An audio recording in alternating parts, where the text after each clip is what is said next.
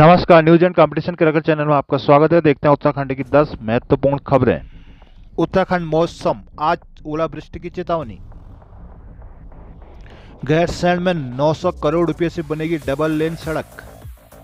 भूत दसाओं, जोशीमठ के बाद अब चिन्यालीसैंण पर गहराया संकट, दहशत।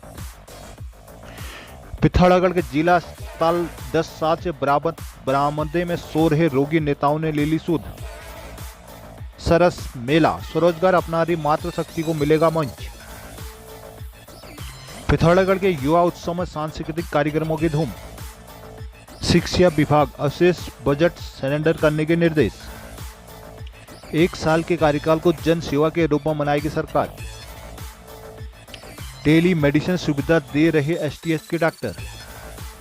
देहरादून, एथलीट मानसी नेगी को 10 लाख रुपए देगी राज्य सरकार। राज्य में सभी उद्योगों को पीसीबी की इजाजत जरूरी। पुरानी पेंशन को लेकर कर्मचारी नाराज। श्रीनगर में खादी की यूनिट विकसित होगी। उत्तरकाशी में पुलिस ने तैयार की मिनी पार्किंग। गोपेश्वर, ढाक में आधुनिक तकनीक से बनेंगे 90 प्री फैब्रिकेटेड मकान। रुद्रप्रयाग, मजदूर विरोधी नीतियों के खिलाफ प्रदर्शन के लिए जाएंगे दिल्ली। महंगाई, आफत घट गई कापियों की मोटाई और छोटी हो गई है पेंसिल। उत्तराखंड पुलिस पंजाब के घटनाक्रम पर अलर्ट। बोर्ड परीक्षाओं पर लापरवाही बरतने पर प्रवक्ता निलंबित। उत्तराखंड के अधिकांश जिलों में 23 मार्च तक बारिश बर्फबारी की आशंका है। 20 मार्च को ओलावृष्टि के लिए ऑरेंज अलर्ट जारी। प्रदेश के पहाड़ी इलाकों में रविवार को भी बारिश और बर्फबारी हुई। मंसूरी समेत कई जगह ओलावृष्टि भी हुई। उत्तरकाशी में गंगोत्री धाम समेत मुखवा, थराली, हरसिल, झाला, डोडीताल के साथ यमुनोत्री धाम, खरसाली, कालिंदी पर्वत, फतेह पर्वत, बौख, टिब्बा आदि ऊंचाई वाली चोटियों पर हल्की बर्फबारी जारी रही। जिले में 5-4 दिनों में जो मौसम खराब है। मौसम विभाग के निदेशक डॉक्टर विक्रम सिंह ने बताया कि प्रदेश के अधिकांश जिलों में हल्की मध्यम बारिश हो सकती है। 3000 मीटर से ऊंचाई वाले इलाकों में बर्फबारी की संभावना है। रविवार को यमकेश्वर में 55.5, लोहाघाट में 20.5, द्वाराहाट में 15, सामा में 20, पौड़ी में 12, लैंसडाउन में 12 mm बारिश दर्ज की गई। उधर दून में तापमान 27.9, टिहरी में 16.2, जबकि मंसूरी और मुक्तेश्वर में 10.2 डिग्री दर्ज किया गया। देहरादून, वॉक रेस खिलाड़ी मानसी नेगी को खेल विभाग से उनके हक का पैसा मिलेगा। विभाग ने गत वर्ष के 10.25 लाख की प्रोत्साहन राशि मंजूर कर दी है। साथ ही आउट ऑफ टर्न नियुक्ति की प्रक्रिया शुरू करने की भी बात कही है। एथलीट मानसी ने सोशल मीडिया पर उत्तराखंड में खेल कोटा शुरू होने की बात मांग की थी। उन्होंने सुविधाएं नहीं मिलने पर पंजाब की निजी यूनिवर्सिटी का रुख करने की बात भी कही थी। आपके हिंदुस्तान पेपर में मानसी नेगी के मामले को प्रमुखता से प्रकाशित किया था। रविवार को खेल विभाग के संयुक्त निदेशक अजय कुमार अग्रवाल ने प्रेस विज्ञप्ति जारी कर कहा कि 1 जनवरी से 30 जून 2022 तक पदक जीतने पर 1 लाख रुपए की प्रोत्साहन राशि बनती है, जिनका चेक तैयार है। इसे शीघ्र मुख्यमंत्री के हाथों मानसी को सौंपा जाएगा। 1 जुलाई से 31 दिसंबर तक की अवधि में जीते पदकों के आधार पर 8,87,500 रुपये प्रोत्साहन राशि बनती है, जो जल्द डीबीटी के माध्यम से मानसी के खाते में ट्रांसफर की जाएगी। उन्होंने कहा कि खेल नीति के तहत खिलाड़ी को आउट ऑफ टर्न नियुक्ति दिए जाने की शासनादेश की कार्यवाही चल रही है। जियो जारी होते ही नियमानुसार अर्हता पूरी करने पर खेल कोटे से नौकरी देने की कार्रवाई की जाएगी।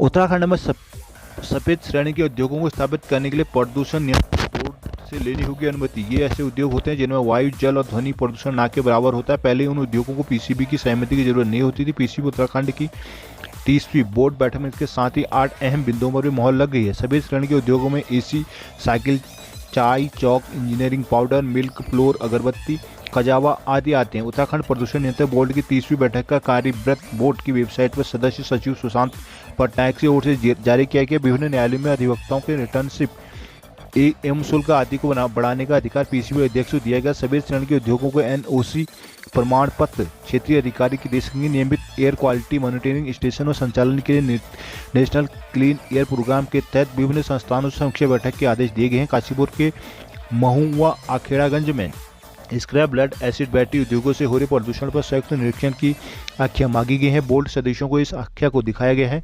बैठक में राज्य पर्यावरण संरक्षण एवं जलवायु परिवर्तन निर्देशालय निर्देशक एसपी सुबुद्धि, पीसीबी के सदस्य सचिव एसके पटांग, दून विश्वविद्यालय से डॉक्टर विजय श्रीधर, आईआईटी रुड़की से डॉक्टर बिहू सुचेतना, एमडीडीए से एसएस रावत, काशीपुर नगर निगम से विनोद लाल आदि मौजूद रहे। पुरानी पेंशन बहाली राष्ट्रीय आंदोलन ने बजट सत्र में पुरानी पेंशन बहाली पर फैसला न होने पर नाराजगी जताई। वित्त मंत्री प्रेमचंद अग्रवाल की ओर से पुरानी पेंशन बहाली को केंद्र का विषय बताने पर सख्त ऐतराज जताए। जल्दी मांग पूरी न होने पर भविष्य में हड़ताल की चेतावनी दी है। ANOPS की हुई बैठक में प्रांतीय अध्यक्ष जीत मणि पेन्यूलियो, प्रांतीय महामंत्री मुकेश रतूड़ी ने कहा कि बजट सत्र में वित्त मंत्री प्रेमचंद अग्रवाल ने पुरानी पेंशन बहाल न किए जाने की बात कही है। साथ ही पुरानी पेंशन बहाली को केंद्र का विषय बताया। उनके इस बयान की भी सभी कर्मचारी कड़ी भर्त्सना करते हैं। उत्तराखंड के 90,000 से अधिक अधिकारी, कर्मचारी, शिक्षक 4 सालों से पुरानी पेंशन बहाली की मांग कर रहे हैं। राजस्थान, छत्तीसगढ़, झारखंड, पंजाब और हिमाचल में पुरानी पेंशन बहाल हो चुकी है। दूसरी ओर जहां डबल इंजन की सरकारें हैं वहां सकारात्मक रुख अपनाया जा रहा है। बैठक में जगमोहन सिंह रावत, शांतनु शर्मा, सूर्य सिंह पवार, मनोज अवस्थी, कीर्ति भट्ट, हर्षवर्धन जमलोकी, उर्मिला द्विवेदी आदि मौजूद रही। चिन्याली श्रवण, जोशीमठ के बाद अब चिन्याली श्रवण में भी भू धसाव की आई तेजी ने नगर वासियों को दहशत में डाल दिया है। टेहरी बांध की झील के कारण यहां नेशनल हाईवे, आवासीय भवन और सरकारी कार्यालयों में बड़ी दरारें उभर आई हैं। कई स्थानों में आधा फीट तक जमीन धंस गई है। बांध की झील के कारण चिन्याली शहर में भू धसाव की घटनाएं पहले भी हुई है, लेकिन अब भू धसाव का दायरा भी बढ़ रहा है। दायरे में भी चौड़े हो रही है। दवाई पट्टी से ठीक नीचे गंगोत्री हाईवे पर स्थित पीपल मंडी, चिन्याली सोन, नागणी सोन, बथेड़ी तक का लगभग 5 किलोमीटर क्षेत्र में जमीन लगातार धंस रही है। भूधसाव के कारण हवाई पट्टी, ऊर्जा निगम, वन विभाग, अस्पताल, प्राइवेट और सरकारी स्कूल, भवन निर्माण, बिजलवान, मोहल्ला, चिन्याली सोन बाजार, कृषि विज्ञान केंद्र, स्टेट बैंक, ऊर्जा निगम कार्यालय, आवासीय भवन खतरे की जद में आ गए हैं। उधर THDC के उप प्रबंधक अतुल बहुगुणा ने बताया कि चिन्याली सोन बाजार में भूधसाव को रोकने के लिए गोल्डविन वॉल लगाई गई थी। वॉल के ऊपर सड़क पर जो दरारें दिख रही है वो नेचुरल है। बारिश और झील के पानी से गैल्विन वॉल अपनी जगह लेती है। अब यहाँ दरारें नहीं आएंगी।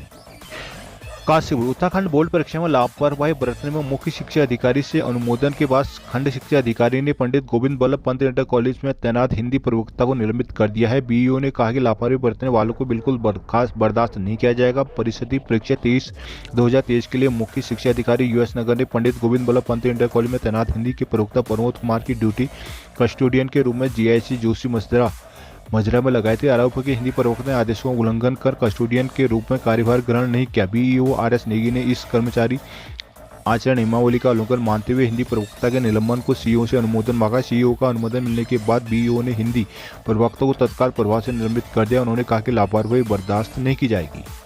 पिथौरागढ़, जनपद के सबसे बड़े हॉस्पिटल BD पांडे अस्पताल में रोगियों की भर्ती होने के लिए इन दिनों जगह नहीं मिल रही है। यहाँ के सभी वार्ड रोगियों से पैक है। भीड़ को देखते हुए अस्पताल प्रबंधन राहत चलने के लिए बनाए गए बरामदों में भी रोगियों को भर्ती किया हुआ। यदि स्थिति कोई नई नहीं है, तकरीबन 10 साल से यहाँ के लोग इसी बरामदे में सोकर अपना इलाज करवा रहे हैं। लेकिन हैरान की बात है कि यहाँ के नेताओं को जनता की इस पीड़ा का जरा सा भी एहसास नहीं है। उधर अगर हुआ तो शायद ही यह स्थिति न होती। प्रदेश को 2 कैबिनेट मंत्री, 1 मुख्यमंत्री देने वाले सीमांत में रोगी बरामदे में भर्ती होकर किसी तरह अपना उपचार करवा रहे हैं। नगर में मौजूद जिला अस्पताल सीमांत के 5 लाख लोगों के साथ ही नेपाल के नागरिकों के इलाज का एकमात्र सहारा है। दरअसल जिले के अन्य इलाकों में होने को कई अस्पताल हैं, लेकिन कहीं भी पर्याप्त सुविधाएं नहीं है। अधिकांश अस्पताल में विशेषज्ञ चिकित्सक तो हैं ही नहीं। ऐसे में जिले भर में लोग इलाज के लिए जिला अस्पताल की ओर दौड़ लगाते हैं। उधर दूर दूर से यहाँ इलाज करने पहुंचते हैं, लेकिन भर्ती होने की स्थिति में उन्हें यहाँ वार्ड में बेड ही नहीं मिलता। अस्पताल प्रबंधन रोगियों को बरामदे में रहने की सलाह देता है। आर्थिक तंगी के कारण कपकपाती ठंड हो या फिर गर्मी में मच्छरों का प्रकोप,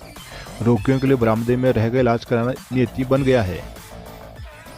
टनकपुर, स्वरोजगार के क्षेत्र में काम करे मात्र सरस शक्ति को सरस मेले के आयोजन से मंच मिल सकेगा। हस्तशिल्प उत्पादों से उत्तराखंड ही नहीं बाहरी राज्यों के उत्पादों को भी विशेष पहचान दिला सकेगी। साथ ही अंतर्राष्ट्रीय स्तर पर मोटे अनाज को बढ़ावा दिया जाएगा। यह बात टनकपुर दौरे पर आई CM पुष्कर सिंह धामी ने कही। रविवार को चंपावत जिले के टनकपुर में पहली बार आयोजित हो रहे सरस आजीविका मेले का उद्घाटन करने पहुंचे प्रदेश के मुख्यमंत्री पुष्कर सिंह धामी ने समूह के पड़ते स्टॉल का निरीक्षण किया। इस दौरान उन्होंने उत्पादों की मार्केटिंग में हर संभव मदद का समूह की महिलाओं को आश्वासन दिया। कहा कि स्वरोजगार के लिए सरकार महिलाओं को प्रोत्साहन कर रही है। CM ने कहा कि सड़क निर्माण, भवनों और अन्य चीज़ों से विकास नहीं होगा, बल्कि सांस्कृतिक उत्पादों को पहचान दिलाकर राज्य विकसित होगा। उन्होंने लोकल फॉर वोकल प्रोडक्ट बनाने की लोगों को सलाह दी। साथ ही CM ने कहा कि सरस मेले में स्थानीय व्यापारियों कलाकारों को भी लाभ मिल सकेगा। उन्होंने कहा कि वर्तमान में टनकपुर में जो मेले संचालित हो रहे हैं, जिसमें उत्तर भारत का प्रसिद्ध पूर्णगिरि धाम और सरस मेला शामिल है। बजट पर चर्चा करते हुए CM ने कहा कि ग्रीष्मकालीन राजधानी गैरसैंण में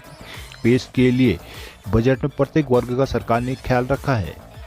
पिथौरागढ़ नेहरू युवा केंद्र में जिला स्तरीय युवा उत्सव प्रतियोगिता आयोजन हुआ। इस दौरान जिले भर के 150 से अधिक युवाओं ने विभिन्न प्रतियोगिताओं में अपने हुनर का जलवा दिखाया। प्रतियोगिता में उत्कृष्ट प्रदर्शन करने वाले युवा अब राज्य स्तरीय प्रतियोगिताओं में जनपद का प्रतिनिधित्व करेंगे। उत्सव में सांस्कृतिक कार्यक्रमों का भी धूम रही। रविवार को नगर के LSM महाविद्यालय में आयोजित युवा उत्सव में मुख्य अतिथि के तौर पर DM रीना जोशी मौजूद रही। इस दौरान उन्होंने दीप जलाकर उत्सव का विधिवत शुभारंभ किया। उन्होंने उत्सव की सराहना करते हुए कहा कि इस तरह के कार्यक्रम युवाओं को मंच प्रदान कर आगे बढ़ाने के लिए प्रेरित करते हैं, साथ ही लोक संस्कृति का भी प्रचार प्रसार होता है। बाद में युवाओं के बीच सांस्कृतिक कोरियोग्राफी, भाषण सहित कई प्रतियोगिताएं हुई। युवा लेखक प्रतियोगिता में यामिनी बिष्ट ने पहला स्थान हासिल किया, दर्शन तिवारी दूसरी व अंकिता भट्ट तीसरे स्थान पर रही। सांस्कृतिक में मां शारदा दल ने बाजी मारी, उन्हें दूसरे स्थान पर UK04 LSM कॉलेज व NSM तीसरे स्थान नंबर पर रहे। भाषण प्रतियोगिता में जागृति उज्ज्वल रही, भूमिका शर्मा ने दूसरा और पारस पंत तीसरे स्थान पर रहे।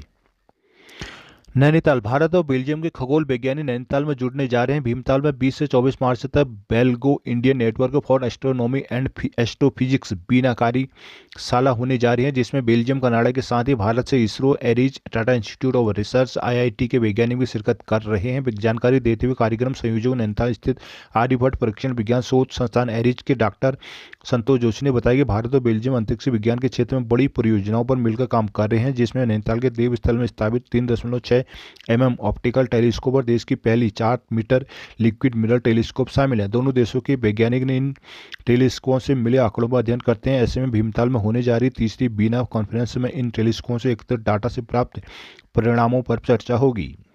देहरादून महंगाई की मार आम जरूरत की चीजों के साथ ही स्कूली बच्चों की शिक्षा पर भी पड़ रहे हैं। शिक्षा सत्र में अभिभावकों की कॉपी और स्टेशनरी 20% तक अधिक खर्च करना पड़ेगा। दरअसल कागज और स्याही पर GST बढ़ने के कारण स्टेशनरी के रेट बढ़ गए हैं। कॉपियों का मूल्य तो बढ़ा ही, साथ ही उनके पेज भी कम कर दी गई। अप्रैल में नए शिक्षण सत्र के लिए स्कूलों में पढ़ाई शुरू हो जाएगी। ऐसे में इन दिनों बाजार में कॉपी किताब खरीदने के लिए अभिभावकों की भीड़ है।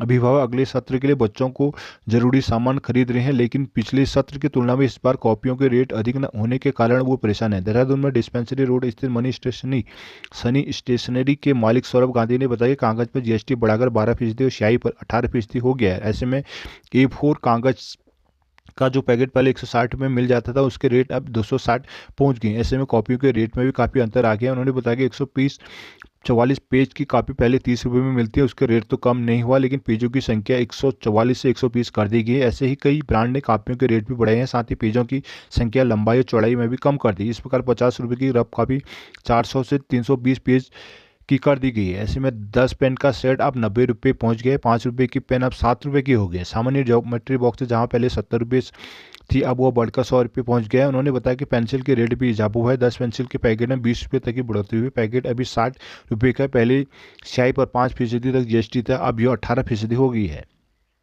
देहरादून सरकार के 1 साल के कार्यकाल को प्रदेश भर में जनसेवा के रूप में मनाया जाएगा। इस दौरान जिलों में बहुउद्देशीय चिकित्सा शिविर लगाए जाएंगे। जिलों में कार्यक्रम की अध्यक्षता प्रभारी मंत्री करेंगे। अपर मुख्य सचिव राधा दतुड़ी ने रविवार को सभी जिलाधिकारियों को भेजे निर्देश में कहा कि 23 मार्च को सरकार का 1 साल का कार्यकाल पूरा हो रहा है। इस दिन प्रदेश भर में बड़े स्तर पर कार्यक्रम किए जाएंगे। जिले में लेकर ब्लॉक तक के कार्यक्रम होंगे। कार्यक्रम में विकास पुस्तिका का भी विमोचन किया जाएगा। जिन जिलों में किसी वजह से प्रभारी मंत्री नहीं पहुंच पाए, वहां संबंधित क्षेत्रों के सांसद कार्यक्रमों की अध्यक्षता करेंगे। शिविरों में आम लोगों को सरकार की योजनाओं की जानकारी दी जाएगी। पूर्वाह्न 11 बजे से सभी जिलों में एक साथ कार्यक्रम शुरू किए जाएंगे। दिन में पहले कार्यक्रम को दोपहर 12 बजे CM पुष्कर सिंह धामी संबोधित करेंगे। जिला स्तर पर होने वाले कार्यक्रम में योजनाओं के लाभार्थियों को भी आमंत्रित किया जाएगा। सुशीला तिवारी अस्पताल के डॉक्टर OPD के साथ साथ टेलीमेडिसिन के माध्यम से मरीजों को परामर्श दे रहे हैं। 3 माह में करीब 1656 लोगों को इलाज मुहैया कराया गया है। इसका सबसे ज्यादा लाभ आर्थिक रूप से कमजोर मरीजों को मिल रहा है। पर्वतीय क्षेत्रों के अस्पतालों में डॉक्टरों की कमी है, जिसका हल सरकार ने टेलीमेडिसिन के रूप में खोजा है। कुमाऊं के नैनीताल, उधम सिंह नगर, बागेश्वर, चंपावत जिले के करीब 100 प्राथमिक स्वास्थ्य केंद्रों को राजकीय मेडिकल कॉलेज हल्द्वानी से संबद्ध STS से जोड़ दिया गया है। टेलीमेडिसिन के संचालन की जिम्मेदारी मेडिकल कॉलेज के डॉक्टरों को दी गई है। कॉलेज में करीब 40% से ज्यादा डॉक्टरों की कमी है। इसके बावजूद डॉक्टर पहाड़ के मरीजों के इलाज में जुड़े हैं। OPD के साथ साथ प्रतिदिन करीब 20 से 25 मरीजों को टेलीमेडिसिन के माध्यम से इलाज उपलब्ध कराया जा रहा है। पिछले करीब 3 माह में 1656 मरीजों का इलाज उपलब्ध कराया गया है।